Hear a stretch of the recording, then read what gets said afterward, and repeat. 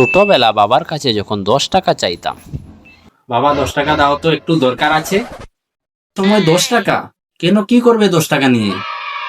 বাবা বললাম না দরকার আছে, তুমি দাও না। আগে কি দরকার আছে সেটা বল, তারপরে 10 টাকা দেবো। এই রে, এবার কি বলবো? বাবাকে বলি খাতা কিনে দিতে।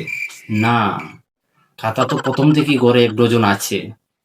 এই রে, তাহলে বাবাকে বলি ঘুরতে যাব, 10 টাকা দিতে। না, এটা বললেও তো হবে না। সকাল সকাল এখন বাবা ঘুরতে যেতে দেবে না। কি করি? বাবাকে বলি বন্ধুর জন্মদিন 10 টাকা দিতে। এই রে, বাবা তো আমার সব কটা বন্ধুকেই চেনে। না, পরে যদি ওদেরকে আবার জিজ্ঞেস করে, তাহলে আরেকটা উপায় আছে, সেটা বললে বাবা আমাকে কখনোই না করবে না। বাবা, 10 টাকা দাও, কারণ স্কুলের প্রজেক্টের জিনিস আনতে হবে।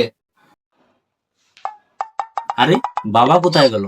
মনে হয় আমার ভাবতে ভাবতে বাবা এখান থেকে চলে গেছে। যা বাবা, 10 টাকা পাওয়াটা আর হলো না।